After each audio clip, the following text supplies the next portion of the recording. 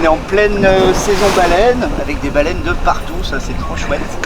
Et du coup les amis, la charte d'approche a un petit peu évolué depuis 2 ans maintenant. On ne peut pas se mettre à l'eau s'il y a 5 bateaux autour du cétacé. Ce qui est important, c'est une approche respectueuse du bateau. S'il y a 5 bateaux, au-delà des 300 mètres, on va rester en retrait. Si on voit qu'on peut approcher dans la zone entre 100 et 300, on va baisser notre vitesse et on va approcher tout doucement pour essayer d'avoir une approche le plus respectueuse et le moins nuisible possible pour l'animal.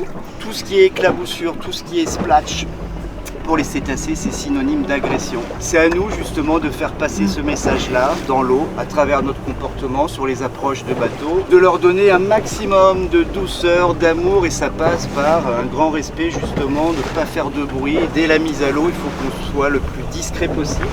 Il faut qu'on puisse se regrouper en surface, bien collé autour de la petite bouée orange qui est à l'arrière du bateau. Cette bouée-là est super importante, elle est attachée à mon poignet. Et surtout, elle indique aux autres bateaux qui sont en observation que nous, on est dans l'eau. C'est nettement moins dérangeant aussi pour les animaux, pour les cétacés, d'avoir un petit groupe, une petite masse collée comme ça en surface. On doit être capable aussi, nous, de pouvoir bouger en fonction du comportement des baleines.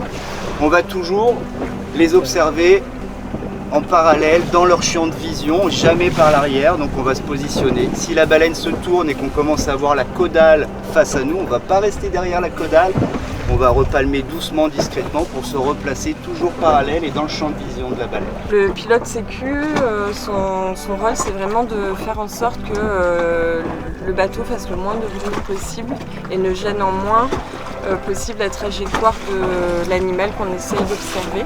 On garde le moteur allumé pour que l'animal puisse repérer le bateau dans l'eau, et puis le reste, c'est la palanquée qui fait le job.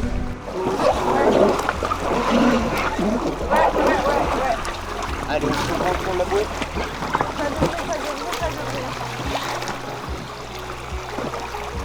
Il y a des amendes qui peuvent tomber effectivement parce que y a un arrêté préfectoral qui gère justement l'approche des cétacés et on ne peut pas se permettre effectivement de faire n'importe quoi, notamment de poursuivre en bateau des cétacés, d'avoir un comportement en tout cas sur l'eau dérangeant, gênant et d'être trop intrusif avec eux.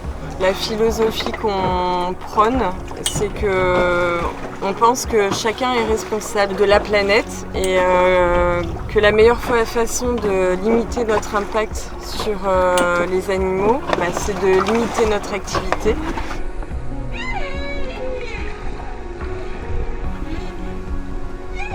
Pour nous, c'est le meilleur moyen de préserver. Aujourd'hui, il y a trop de monde sur l'eau, il y a des spécialistes soi-disant qui font 3, 5, plus 5, 10 sorties par jour.